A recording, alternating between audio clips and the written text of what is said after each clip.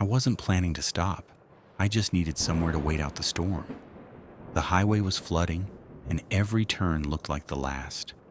My GPS spun like it was drunk, and the gas tank was nearly empty when I spotted it through the fog. The Emberlight Casino. Red neon sign half dead, blinking in and out like a warning. I hadn't seen it on the map earlier, but now it stood there like it had been waiting for me. The lot was empty. The air smelled like ozone and old carpet. Still, I pulled in. I told myself I'd wait out the rain, maybe get coffee. That's all. Just long enough to catch my breath. The front doors creaked open on their own. Inside was dead silent. No jingles, no voices, no buzzing slot machines.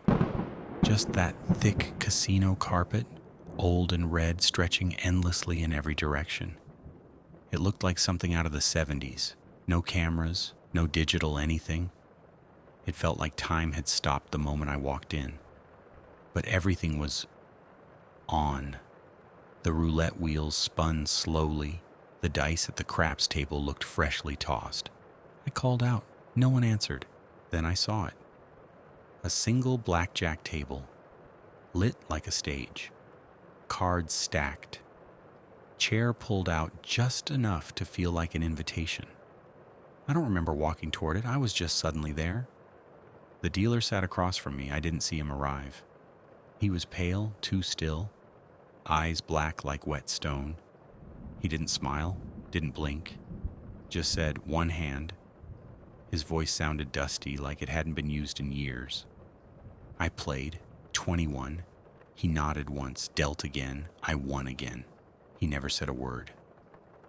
The third hand, I lost. But instead of collecting chips, he looked up and said, "That's enough."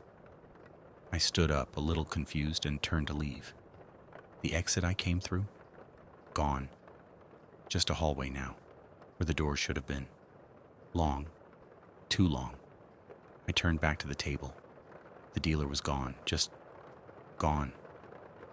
I walked the hall. Dim lights flickered. The wallpaper was wet to the touch. I opened a door.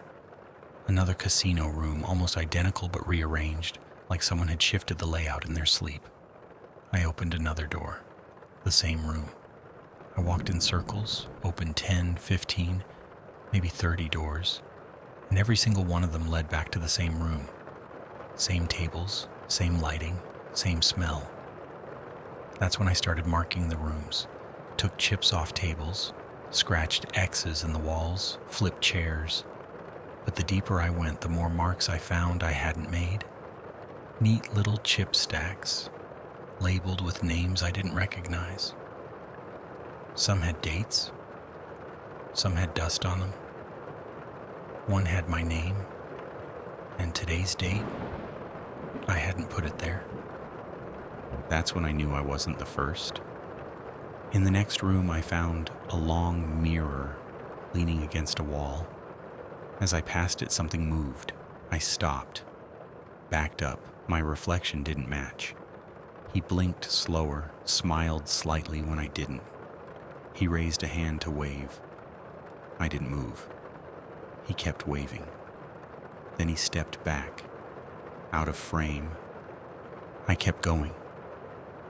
If you're still watching, you've already placed your bet. Like the video. Subscribe before the dealer calls your name. Let's continue. Eventually I found what looked like a control room. Half the monitors were static. The others showed grainy footage. Me entering the casino. Me playing. Me sleeping.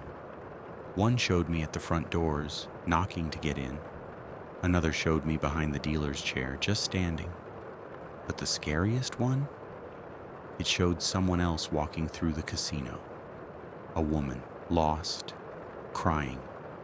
Her video kept looping, over and over, then the feed cut out. I hit every button on the control panel. Nothing worked. The only thing that responded was a small display that lit up when I touched it. It said, "Bet placed, payout pending." Then every monitor shut off. I tried to scream, but couldn't hear my own voice. Back in the halls, I started seeing shadows, just on the edge of my vision, like I was being followed, but not physically, like something had attached to me. Every room smelled older. The chips felt damp, the air was heavier. I could feel my name on the walls now, like the place knew me. And then I saw him. The dealer standing in the hallway, still, staring. A flicker of green light above him. He said nothing, just pointed. Behind him, a set of doors had reappeared. The exit.